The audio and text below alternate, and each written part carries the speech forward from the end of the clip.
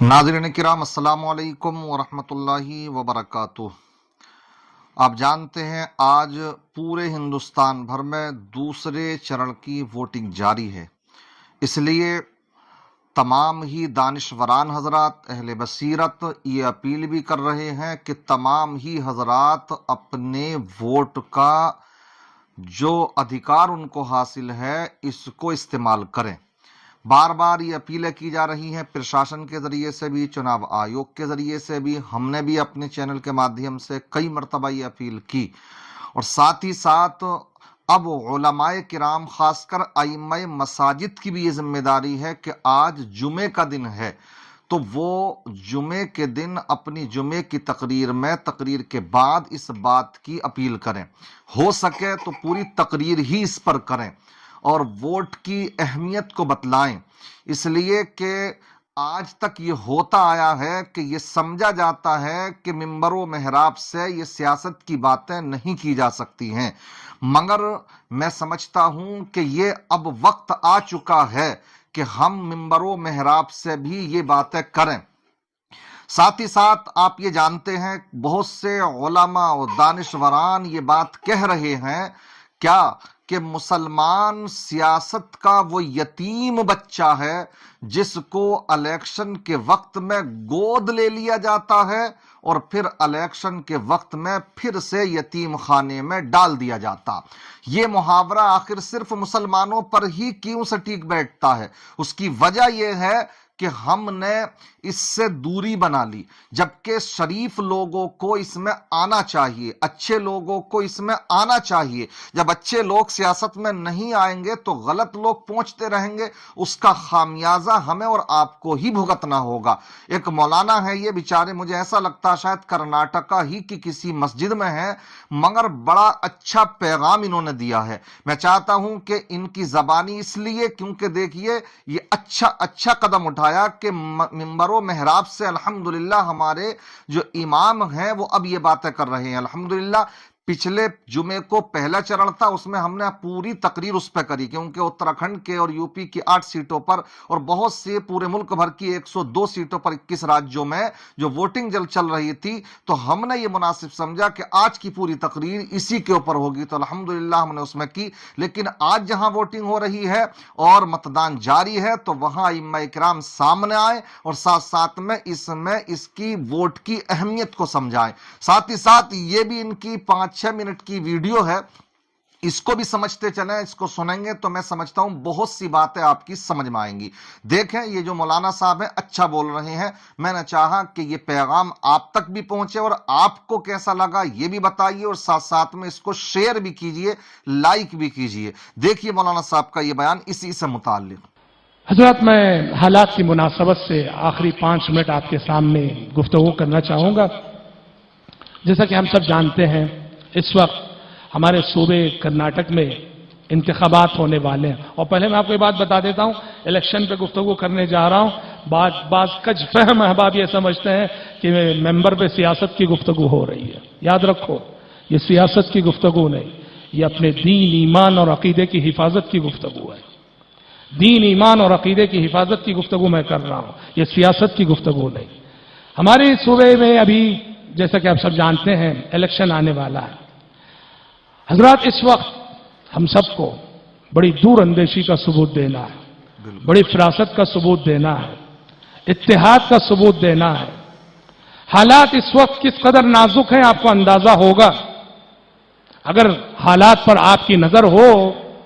जब से इस मुल्क का इख्तिदार फिरका परस्तों के हाथ में गया है, इस मुल्क में जो मजालिम हो रहे हैं, कानून की धज्जियां जो उड़ाई जा रही हैं, अमनो अमान की जो अबतर सूरत हाल है, मुसलमानों और दलितों पर जो मजालिम हो रहे हैं, ये सारा मंजर हमारे सामने है। और जान से आगे बढ़कर, आबरू से आगे बढ़कर हमारी दीनो शरीयत के साथ जो खिलवाड़ हो रहा है, हमारी मजहबी आजादी को सल्ब करने की जो कोशिशें हो रही हैं, मुस्लिम पर्सनल लॉ में मुदाखलत की जो कोशिशें हो रही हैं, और सारे कितने अहम काम हैं जहां मुल्क को खिदमत की जरूरत है, उन कामों को छोड़कर हुकूमत हमारी खवातीन के पीछे पड़ी हुई है।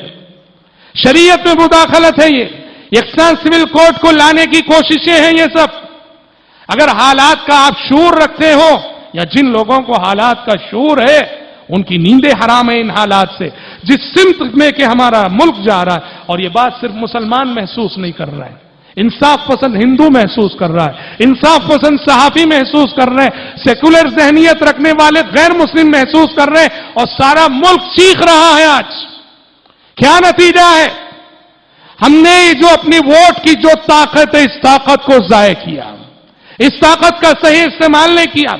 मेरे भाई याद रखो, वोट जो होता है, वोट एक ताकत है, एक पावर है, ये एक हथियार है इस मुल्क में वोट। मैं जायज और नाजायज के हवाले से बहस करने नहीं जा रहा हूं, वोट का जो नतीजा है उसको सामने रख के मैं बता रहा हूं, वोट एक ताकत है, वोट एक हथियार है, जिसके जरिए से आप अपनी जान की हिफाजत कर सकते हैं, अपने माल की हिफाजत कर सकते हैं, अपनी आबरू की हिफाजत कर सकते हैं, अपने अकीदे की हिफाजत कर सकते हैं, अपने दीन की हिफाजत कर सकते हैं, अपनी शरीयत की हिफाजत कर सकते हैं। मगर याद रहे, ये ताकत तभी ताकत कहलाएगी जब इसमें इत्तेहाद हो और हमारा वोट ना बटे। अगर हमारा वोट बट जाए तो फिर ये न ताकत है, ये न हथियार है, न ये पावर है। अफसोस है, हम मुसलमानों में इस कदर सियासी बसीरत का फुकदान है, इस कदर सियासी बसीरत का फुकदान है कि फिरका परस्त पार्टियां हर इलेक्शन में हमारे वोट को तकसीम करने में कामयाब हो जाती हैं।